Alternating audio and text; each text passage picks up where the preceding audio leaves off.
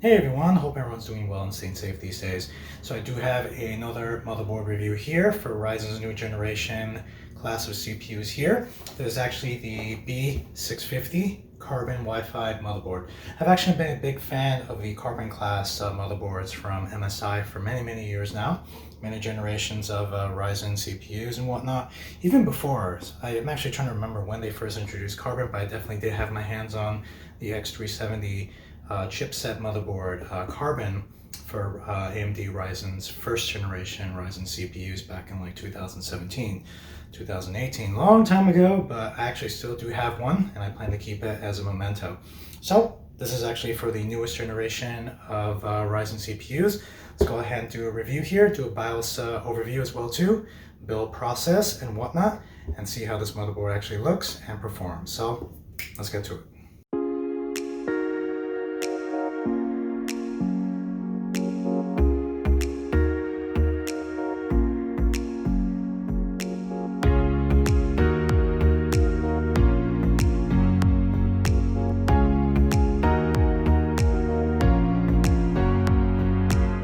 Here we are with one of the upper tiers of the B650 chipset here from MSI. And let's go ahead and actually take a look at this. The box itself actually has a little bit of a weight to it. Not too bad though. So I'm looking forward to actually seeing just how much heat sinks and metal there is on this particular motherboard here. We can actually see all the features that this particular board has. Obviously Generation 5 PCI Express and NVMe slots. Wi-Fi, obviously, Bluetooth 5.2, 2.5 gigabit LAN, which is becoming a really good standard these days and actually very useful. Premium thermal design, you can actually see there on the picture. Get a nice view of that motherboard once we get it out of the box. A number of USB ports here and just some other little features this board actually has. So let's go ahead and open this up. Kind of liking this new bluish looking color here. Kind of like a navy blue there. We have the box within the box here for this particular motherboard. Let's go ahead and take this particular box out just for now. You might have noticed that little QR code in the back, with basically a barcode you can actually scan with your mobile phone and whatnot. That would actually take you to the link to go ahead and download the manual for this particular motherboard. You can actually see there is no motherboard manual here, which actually does save some paper. Those manuals can actually get a little thick, especially if they're going to be in a bunch of languages. So let's go ahead and take a look at what we have here. These are a little Wi-Fi antenna. You can actually see here. Looks like we have this actually looks like a 3-pin RGB extender. Actually looks like here. We have two SATA cables. We'll actually see how many ports this particular motherboard has once we get it out of its bag. Couple of little M2 screws here. It's probably another one here hiding somewhere. Some stickers for cables and whatnot if you actually want to go ahead and use these. And another little manual here. Looks like I do feel that screw, and here it is, another one. And a quick installation guide, actually folds out, and just some other regulatory paperwork here as well too. So most of the stuff when it comes to unboxing these motherboards, other than the motherboard itself, not too much stuff actually comes with it anymore, which is perfectly fine. Some of the stuff is actually that was included in motherboards we never even really used too much anyway, to some degree. Let's go ahead and get this out here.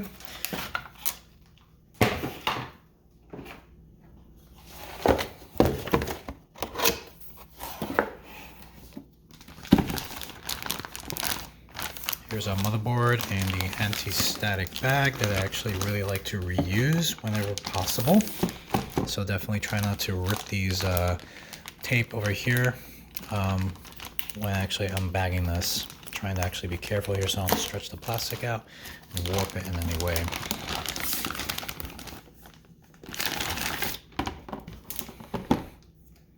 Bit of a sticky feeling underneath the motherboard itself. And we actually do have the motherboard here in all its wonder and glory. The Carbon thing really, Carbon class of MSI's motherboards really does not let you down. This motherboard actually looks very solid, very platinum over here as well. So let's go ahead and take a look at the board itself and do a quick overview of some connections and whatnot we actually see here. Looking at all the connections back here on the I/O shield, you can actually see immediately that this particular backplate is built in, solid right on the motherboard, and this large heatsink right over here with a MSI's Dragon logo, really popular. I'm not sure if this lights up, but it actually would be pretty cool if it actually did. We actually can see some buttons back here basically to reset your CMOS and whatnot, and also one button I believe to actually go ahead and flash your BIOS firmware. If you actually have no CPU or memory, you can actually go ahead and plug in a USB thumb drive to the correct USB port here, one of these over here, and be able, very likely it's going to be this one, and be able to actually flash the BIOS without a CPU or memory installed, which is actually very useful. Something some generations, previous generations of motherboards have actually have, and you know, it's something very useful when your motherboard does not support out of the box a future Ryzen CPU or Intel CPU, and you just want to go ahead and update the firmware. Moving along here to the right, we actually do have a display port connection and an HDMI connection if you're planning to use a Ryzen CPU with onboard graphics. These will be the connections that you'll need to use. Bear in mind, if you actually do have a Ryzen CPU with integrated graphics and still wish to use a dedicated video card, you absolutely can once you go ahead and install it on your PCI Express slot right there, and go ahead and just use those connections on the video card instead. Moving more to the right here, we actually have a number of USB ports here. Looks like we have 4 over here, additional 2 here, and an additional 3 up here. Of course, we do have 1 USB-C port as well too, so very useful here. I was hoping to actually see 2, but 1's definitely good enough. You do have the option to connect 1 on the front panel connection, and I'll go over that in just a moment. It actually does look like 2 of these USB ports are actually USB 2, catering more for keyboard and mouse use or something else that just doesn't need a fast connection, such as a printer or webcam, microphone probably as well too. Over here, it looks like we have the connections for your Wi-Fi, the antenna. So if you're actually going to be using this on Wi-Fi, you go ahead and connect your little antenna here. Otherwise, the reception will not be pretty grand at all. Bear in mind, if you plan to use Bluetooth, but not the Wi-Fi module on this, you can go ahead and connect these antennas to make sure the Wi-Fi range is actually pretty good as well too. I almost actually skipped it over. Here we have a 2.5 gigabit LAN connection for Ethernet use, becoming much more standard these days and very useful. Further to the right, we actually have all our audio connections here, including one audio digital optical out here. Here, of course, is the stereo connection colored in red, and everything else more for surround sound use and the microphone use. You do, of course, as I'm going to go down here, and take a look here, you do have the option to actually use the front panel audio connections. You do have that connection available in this little connection right here. To the right of that front panel audio connection, we do have a 4-pin RGB connection for LED lighting. Just something to keep in mind there. A little bit further to the right, there have been a couple of connections I've noticed on recent generation Ryzen motherboards by MSI that don't really have too much documentation in the manual once I looked at it online, but they're actually still here. Some of these pins right over here are actually catering for basically a thermal sensor and something else, basically a little monitor as well too. You do have your chassis intrusion pin right over here, if I'm correct. And right over here, it looks like we do have an LED switch, basically the switch on and off right over here. I was actually thinking this was basically a switch to switch between 2 different BIOS firmwares on the motherboard. I do know some motherboards actually have multiple of them. In case one of them gets corrupted or messed up, you can go ahead and switch over and still actually have a usable motherboard. It's not the case here. And we have some other pins here that basically not too much information as well. Further to the right here, we actually have 2 dual 4-pin fan connections. These are actually catering more for chassis fan use, and you do actually have those available here. You can feel free to connect a 3-pin as well too. 4-pin, obviously much better control. I believe 3 pins are actually controllable as well too to some degree if you decrease or increase the voltage on it.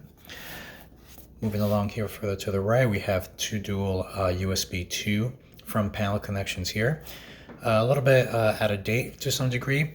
But as I've mentioned in other videos before, there are some components such as a Corsair power supply that can actually use these connections for basically monitoring all the voltage and other whatnot details on that particular power supply. Moving along, we have two SATA connections here. There's an additional 4 on the other side. You do have 2 of them actually positioned here for better use and accessibility, depending where you're actually going to be connecting your drives, if you do plan to use any SATA connections here. Further to the right, we have our front panel connections, basically your reset button, power button, all the LEDs involved. And this 4-pin little connection here is actually for your speaker connection if you actually plan to hear all the beeps and blips when this computer is actually turning on. I personally have not actually used one of those, but I still actually do have some of those little speakers, and it's kind of curious to hear what the sounds will actually be like these days.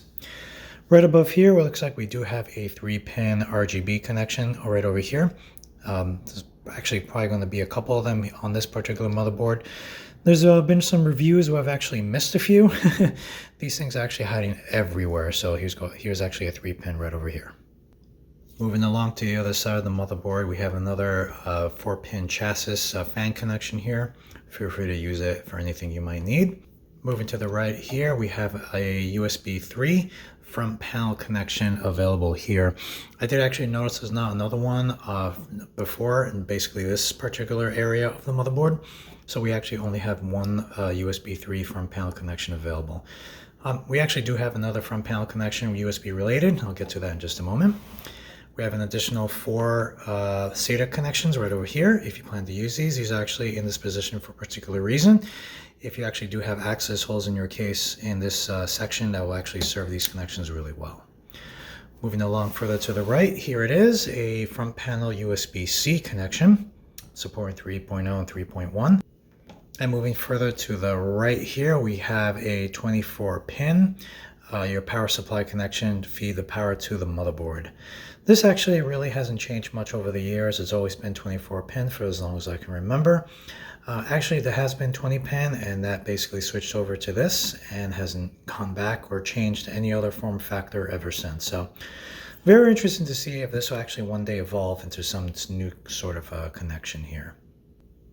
Moving further to the right, we have an additional 4-pin fan connection here, 3-pin or 4-pin, whichever you prefer.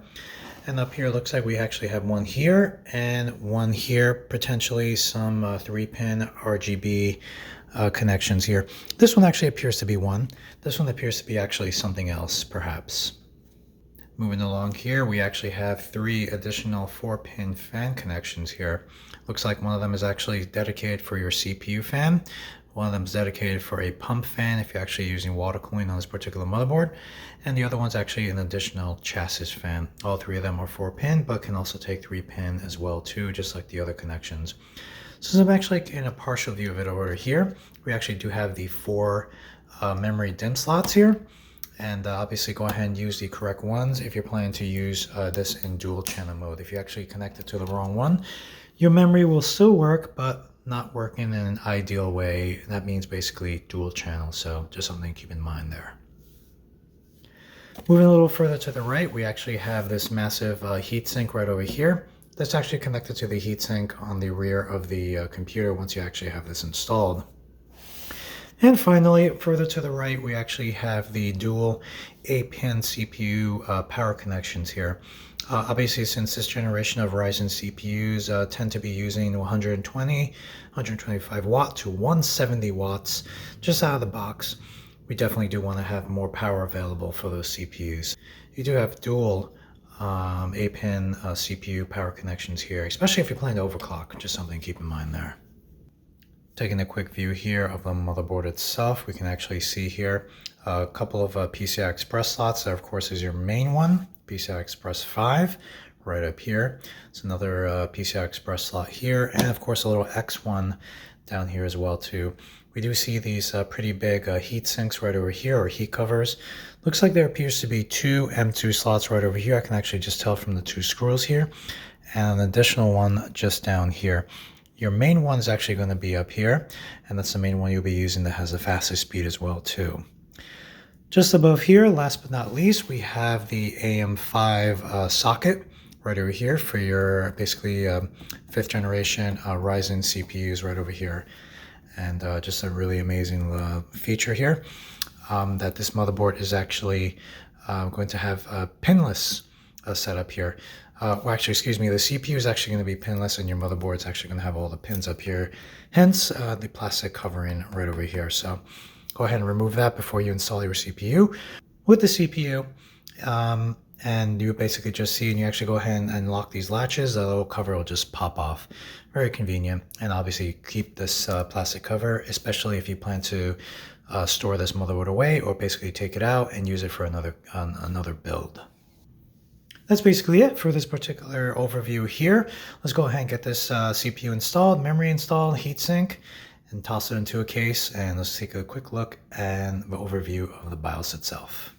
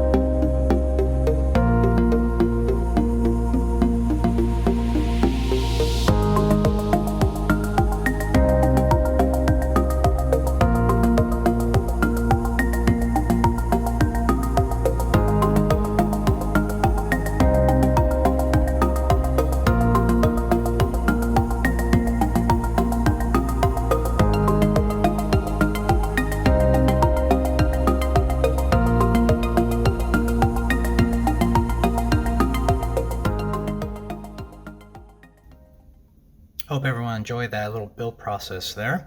I actually just wanted to mention as well, the initial post or boot time, actually when I turned the computer on, as you saw just about a minute or two ago, took about, the initial boot time took about, I would say about 50 to 55 seconds, let's say 47 or 52 seconds or so, from the time I actually saw something appear on the screen, basically prompting me to just hit F1 because there's been changes and whatnot, new CPU installed obviously, because I just basically booted this thing up for the first time. So just I actually wanted to go ahead and point that out. I also want to mention as well too, if you make any changes here and actually save it and then reboot again, basically the whole process takes over again, and you'll see an initial boot process again of around 30, 40, 50 seconds, 45 to 50 seconds in my case. So just wanted to actually go ahead and mention that there as well. Initial boot times usually actually are the longest, but after everything is saved and you basically just reboot again and again, you will see that time is shortened. And of course, this is something that will be improved with new BIOS firmwares as time goes by, and the manufacturer, in this case MSI, releases new firmware for their motherboards. Thanks again for watching everything so far. Go ahead and shoot that like and subscribe button if you're enjoying this video, and definitely look forward to more motherboard reviews as well.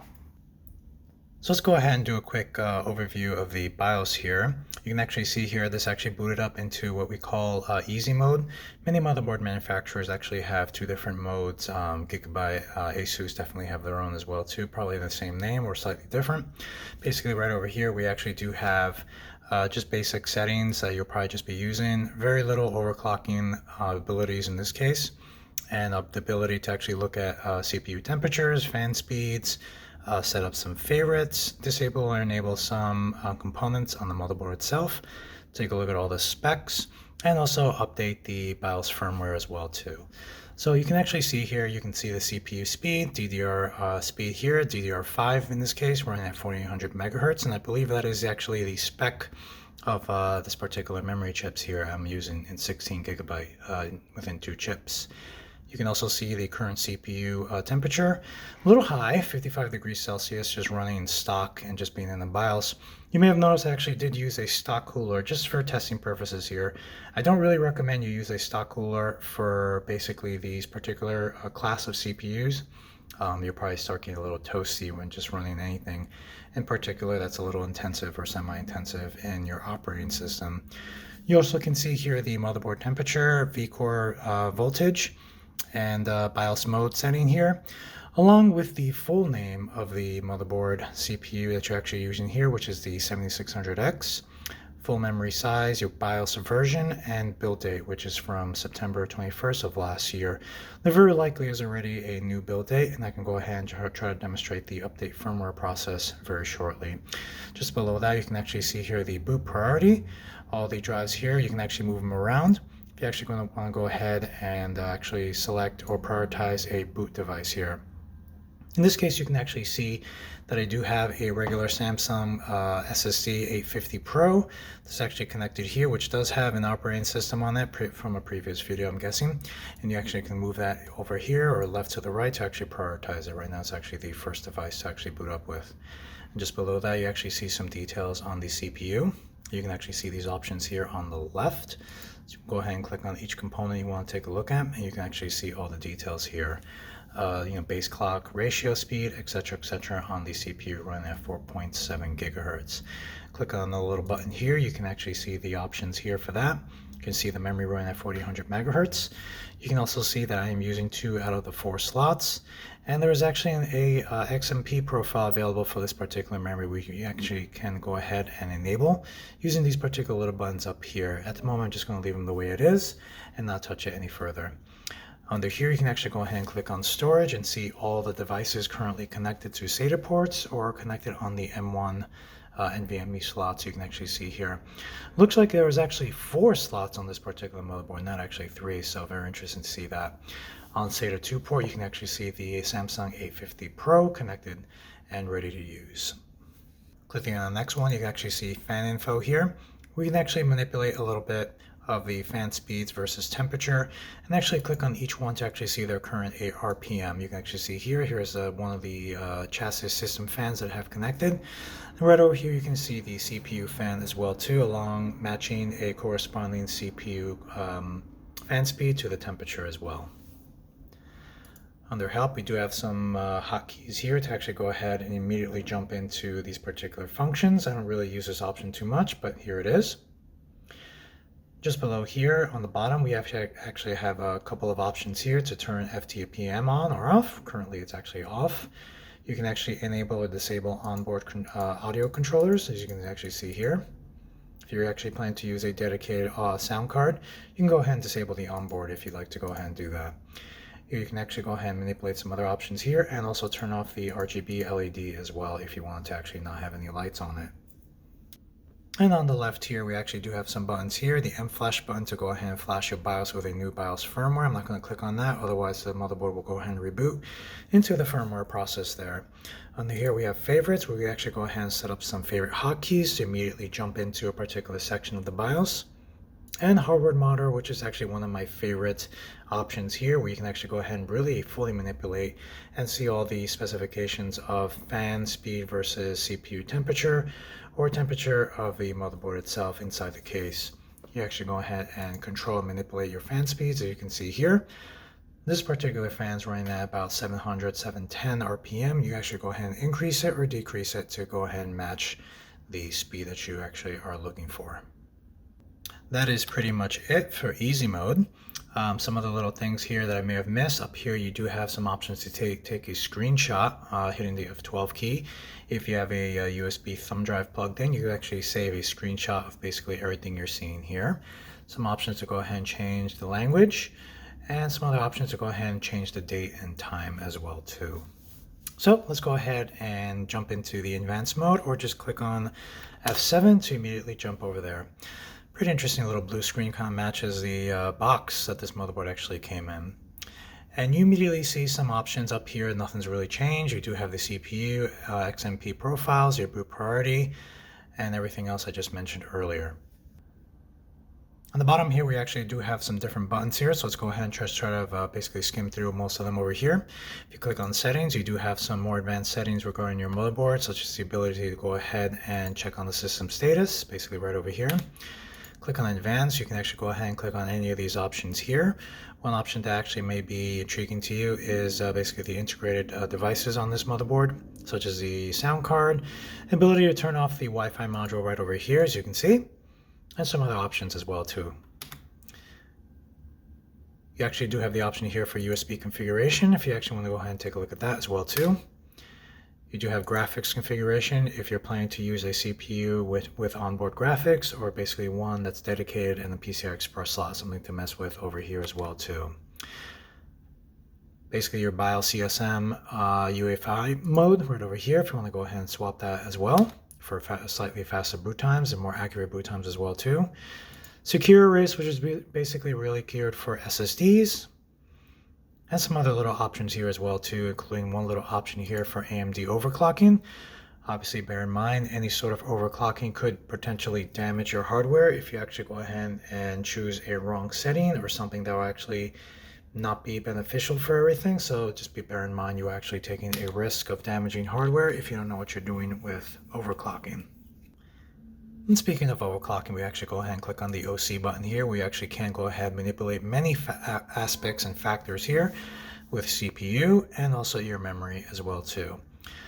One little change I actually went ahead and took care of almost immediately is I would jump into the advanced CPU configuration, and I went into these two little sections here and just basically turned off the precision boost overdrive. I went ahead and disabled that, in addition to actually go ahead and turn off the core performance boost.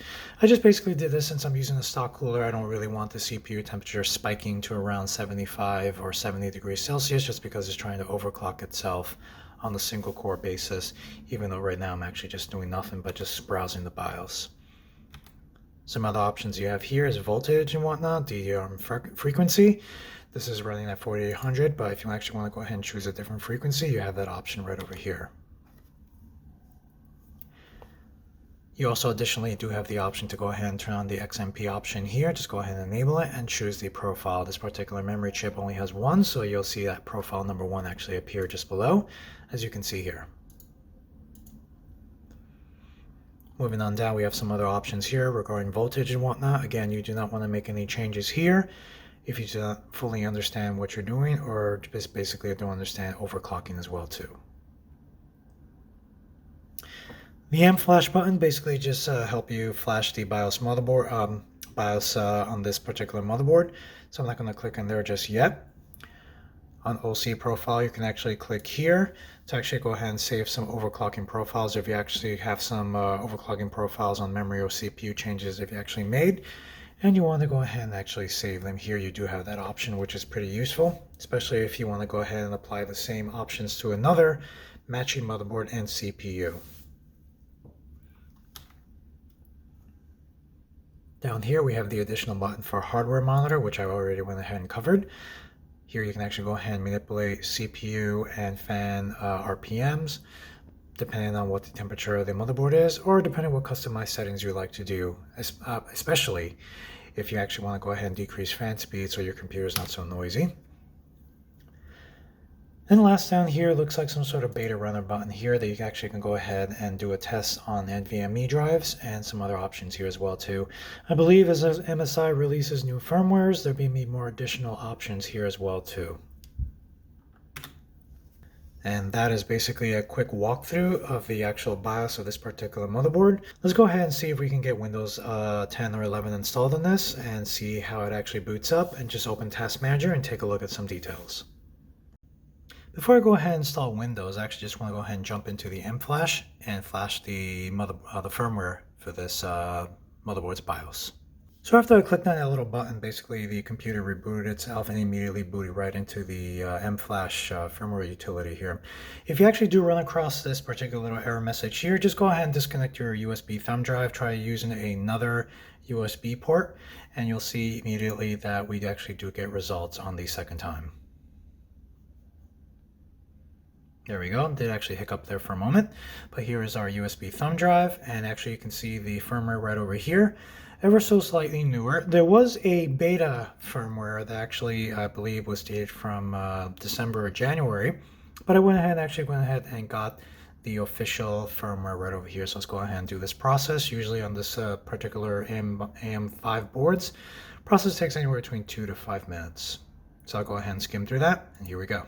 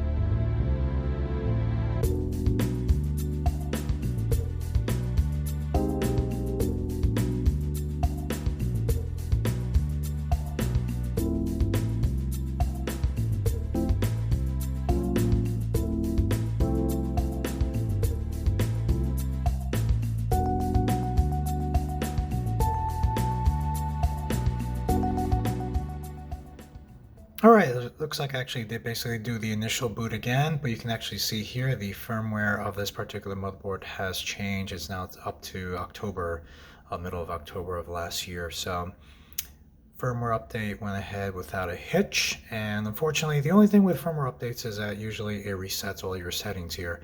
So it's just something to keep in mind if you go ahead and update the firmware. Just keep in mind if you had any customized settings, You might just want to go ahead and save them or just jot them down somewhere so you can go ahead and actually just revert them right back to all the changes that you actually made. So here we are with the standard Windows 11 setup. I'm actually going to go ahead and just proceed here. I did actually have a previous installation on the SSD drive that's currently connected to this computer, but I'll go ahead and just wipe everything out here. I'll go ahead and just choose Pro here. I don't have a serial key at this moment, but I'm just doing this just for testing purposes and demonstration purposes as well too. So no big deal there. Let's go ahead and just remove everything here and we'll get started.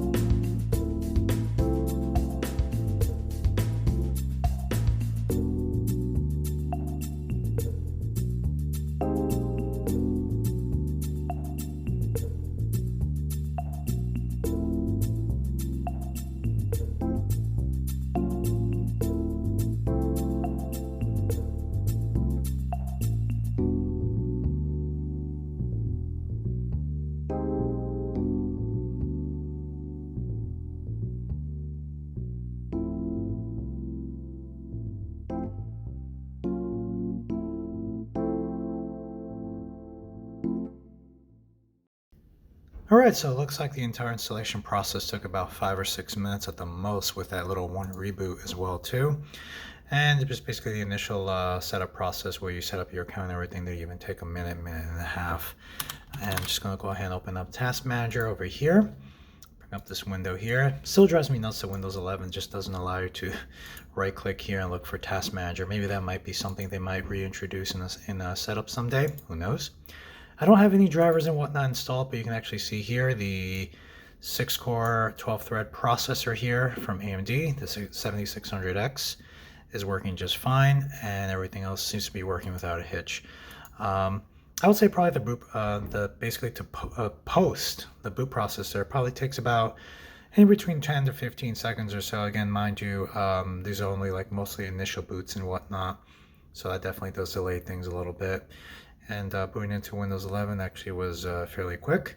Can't really complain there. So basically the whole installation process really fast and went off without an issue. So one thing I'm very actually happy to announce is that you actually do see a little bit of RGB LED lighting on that heatsink area where the backplate's supposed to be and whatnot, which is very impressive. I actually really enjoy seeing that. I don't really see other RGB lighting around the motherboard though. You actually do see a lot here on the fan itself, because that fan just basically has it built in. Might be a little bit of a disappointing. Usually see some in this area here, and even some on the bottom or even on the top. So I guess, you know, just some limited options. But being that many people who built their own computers and actually are interested in RGB lighting, actually go ahead and take advantage of basically connecting their own RGB lighting strips and cables and whatnot around the motherboard onto the motherboard and actually manipulate it themselves, as opposed to actually using the onboard stuff, which sometimes people may want, may not want. So you definitely just something to bear in mind as well too, if you do get your hands on this motherboard and are interested in some lighting. Pretty quiet system as well too, and can't really complain too much at all, pretty much, considering how everything's running so far. Firmware update went off without a hitch, everything else went up without a hitch. System actually booted up on the first time, though it did actually take about 45 to 50 seconds to actually post initially.